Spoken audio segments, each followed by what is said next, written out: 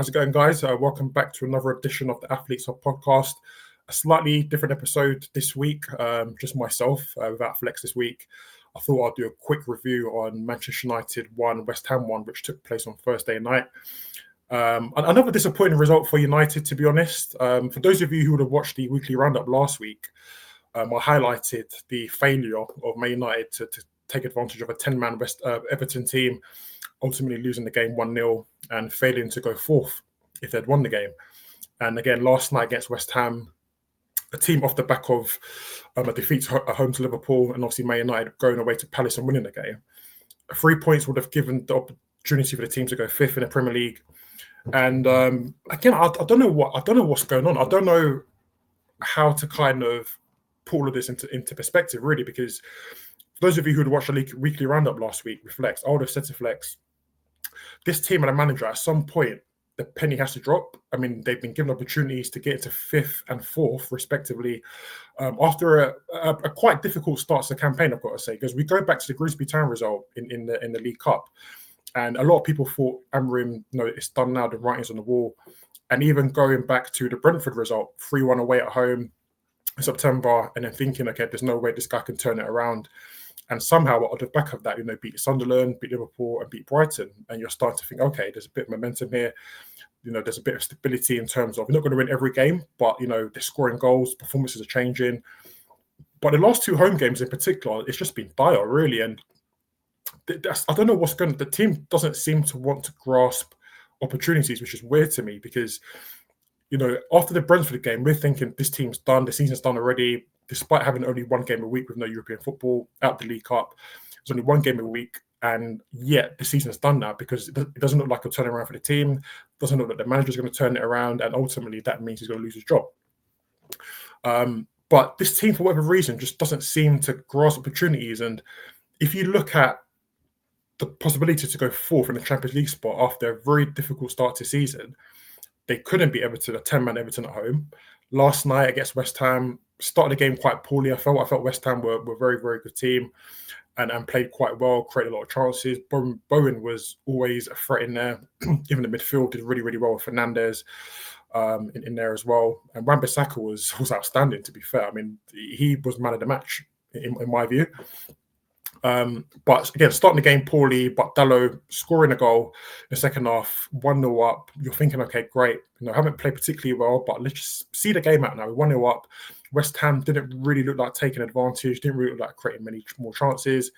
And United, for about 10-15 minutes, were probably the better team. And then West Ham go and score, following Cunha coming off and obviously Dalot coming off for Dorgu, and obviously Garte came on. And I don't know, it's weird because after the dismal start to the season, if you're telling me in September that in December we'd have a chance to go fourth in the league, every fan would have said, okay, that's great. With this a bit of progress here now, we're in a good position.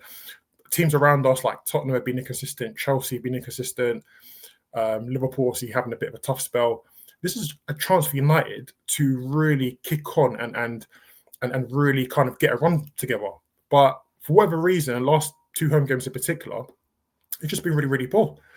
And I don't understand how the manager and the players are not identifying these opportunities to put themselves in great positions, because will United finish in the top four this season? I don't know. I think a top six finish will be ideal for the club. If we're realistic and we look at where the club is and where the club wants to go, we're not going to win the Premier League, in the next 2 years, I don't think. But steady progression by getting back into Europe, whether that's Europa League football or ideally Champions League football, and then potentially going on to fight for the title, I think that's a bit of a steady progression there. The manager will be then building a team that can challenge the likes of Man City, Arsenal, and obviously Liverpool. But I don't know what it is. The team is just not responding to these opportunities, which is baffling to me. And I go back to last season in the Europa League final, and this team, after an abysmal second half of the season, had a chance to get Champions League football. And don't forget, in the semi-final against Lyon as well, they almost threw that away. Convincing lead in the first half. Don't know what happened in the second half, and Lyon almost come back and almost win the game and get through to the final. And obviously, Harry Maguire rescued it at the end. But then you get to the final, and the team doesn't turn up. Now, this is a chance for you guys to get Champions League football, to be rewarded for a really, really bad season, and they don't turn up. And I don't know what it is about this team and the manager, because you're not going to get many of these opportunities constantly throughout the season. And when it comes to the in-game management, I think there's got to be a real question mark there about Ruben Amorim and his tactical approach and what he's doing mid-game. Because yet again, we've seen him take off wing-backs, centre-backs mid-game. I know Cunha came off last night probably because he's just come back from injury and doesn't want to give him 90 minutes. But there's got to be some consistency in there. And again, I'm going back to Lyon last year. There's a problem with in-game management with this group of players, whether it's the manager and his tactical approach not registering, or whether it's the players not being able to adapt. But there's a real issue when it comes to tactical, management in the game from Amorim, because even after beating Brighton on the winning run, you go to Tottenham, you lead that game, end up drawing 2-2. Again, away against Forest, your Casemiro scores, they lead 2-1, and then Ahmad rescues it with a great volley. United are winning positions. Again, last night, winning positions, takes off a couple of players, and everything just goes pear-shaped. So there's got to be a question about why he's doing this. I don't see the reason why he's constantly changing his centre-backs. It's a bit of a strange one, to be honest, because almost disrupting the flow of the game there at that point. Again, after Dalot scored, United looked like they were not too comfortable per se, but it didn't look like West Ham were going to get back into the game because they weren't creating too many chances. Bone was still a threat, attacking-wise, but I didn't feel like they were going to equalise, right? And then after, they scored the equaliser, it just felt as if United just didn't know how to respond to that. And that's worrying, whether that's a mentality issue from the players or whether that's instructions from the manager and players not being able to pick that up. That, for me, is worrying, to be honest. And again, there's a chance for you to go 5th in the Premier League in December, trying again, Wolves at home, Wolves away on Monday. You'd expect United to win that game. Like, you're expecting United to go to Wolves, a team that's got 2 points so far this season. I think they're down and out, but I can't see Wolves recovering. At this point, they're really just playing for pride. They're playing to be not the worst team in Premier League history. You'd expect United to go away to Wolves and really sort of dismantle them by 3 or 4 goals, to be honest. But with these performances, you just don't know. You beat Palace last week on Sunday. A poor Palace team, I've got to say. Palace were definitely favourites to win the game at home. But United managed to, after a poor first half, managed to come back in the second half. Xerxes getting a goal and obviously Mason Mount scoring the winner. But it just feels as if Wolves away on Monday, there can't be a situation where United don't get 3 points in that game. There just can't be a situation where that happens because, again, Wolves are down and out. The manager, Mark Edwards, is looking for ideas now. He's obviously criticised his team for having a lack of fight and a lack of passion. So United, again, you're thinking beat West Ham on Thursday, get into the game on Monday with confidence, 2 wins on the bounce, go to Wolves, win that game, and all of a sudden now in December, you're starting to pick up a bit of a run. But this team has just not responded. And again, it's strange to me. It really is strange because, again, this is not a situation that's happened just this season. But I'm going back to games last season where their in-game management has been so bad, particularly at home, which is strange to me. It's almost like 1-0, or when United lead, they feel like the job's done already. But in the Premier League, you just can't have that mentality. So it's a strange one, to be honest.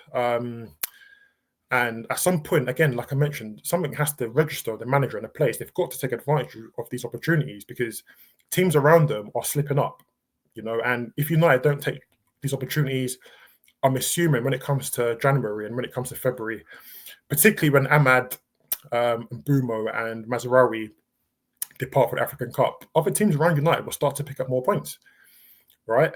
And again, touching on the African Cup, that for me is quite a big worry, to be honest with you, as a United fan, because if you're looking at United's attacking options, Joshua Xerxes last night, non-existent really, to be honest. Didn't play particularly well against Everton, but obviously got his goal against Palace on Sunday. A very good finish from a tight angle. But I look at Xerxes, I look at United's attacking options, and there's just not too much there. For a team that spent a lot of money, there just doesn't seem to be a lot. If Cunha doesn't play well, I feel the team struggles to create opportunities. Again, Fernandes is doing his bit. He's getting balls into the box. He's setting up players. But it feels like if Ahmad and Mbeumo, when they do go to the African Cup of Nations, I can't see either Xerxes, Zesco, kind of giving United an outlet, a reliable outlet, to be honest. I know Zesco scored a few goals, but again, he's off injured now. Xerxes, I don't think is a guy you can hang your hat on to get you 20 goals a season in this league, to be honest. He's a nice, silky player, but is that what the club really needs? I don't know. So I think Ahmad and Mbeumo, particularly Mbeumo, who gives United a spark going forward. Again, it's not just quality on his left foot, but he runs. Again, Ahmad last season was almost a bit of a bright spark in a poor season for United. You know, he gives the team something different. He runs it behind. He can set up goals. He can score goals. But you take those two out of the mix, I don't see too much in terms of United's attacking threat. Again, if Cunha doesn't play well, doesn't play consistently, I think the team struggle. So that for me will be quite a big worry in January when those players depart. But I don't know. I just look at United now and I just look at the team and I don't know what you fans would say as well, but I think the manager has to somehow, there needs to be a voice throughout the club that these performances are not good enough. Against Everton at home, West Ham at home, these are games you're expected to go out, expect to win. But the team just doesn't have a solution. They haven't got an answer to adversity whether it's in the middle of a game. They can't seem to start games that well. So I don't see where the voices are coming from in terms of the standards of the football club. You know, whether that's the manager saying, listen, this is not good enough, or someone above the manager saying, listen, if you don't get this team in check, you won't be here long enough. I know Jim Radcliffe came out and said that Amorim's got 3 years to prove he's a good manager. But if you really sit down and think about it properly, realistically, I don't think he's got 3 years. Because if United missed out on European football for 3 straight years, that's a problem for the Glazers. It's a problem for Jim Radcliffe. So realistically, we're looking at United to get into European spots this season, try and finish up in European spots, and build from that properly next season. But at the moment, it seems as if these performances, even after the game, everyone's a bit, you know, it is what it is. You know, we'll go to Wolves on Monday and try and win that game. There's no real fight in the team. It just feels as if everyone's accepted that this is what the club is now. United are a mediocre football club. These results are mediocre, and there's just an acceptance that that's okay. But the manager needs to drive this through the whole football club, not just the players, but in the scouting department. When you're looking at players, looking at Sesko, the question mark, is he the right signing? You look at Xerxes now, you know, Ten Hag signed him. No, there's a lot of players here. There's still a lot of question marks over. Dorgu coming on last night, and there's a bit of question marks about his decision making. You know, there needs to be standards at United that have been missing for at least 12, 13 years now. And that's a shame. That's a massive shame. So if he doesn't get these things in check, and again, I can't imagine a situation where on Monday they don't beat Wolves. That just can't happen. If it does happen, then, well, I mean, there's going to be serious questions. And there's been serious questions already. Again, I go back to the Grimsby Town result, you know, again, losing that Brentford away when it seems like everything was kind of at the end for Amorim. But they get opportunities now to really get into these European spots and get a run together. But for some reason, it's just not registering, which is it's baffling to me, to be honest with you. But yeah, what do you guys think about, you know, Amorim and United at the moment? Is it frustration? Again, after the Europa League final, for me, I lost that element of anger because it kind of said to me that this team hasn't got any fight, they haven't got any passion. Because if you can get to a Europa League final against Tottenham Hotspur, right, and not take advantage of the opportunity and put in a performance at least, I mean, like, where do you go from there, to be honest with you?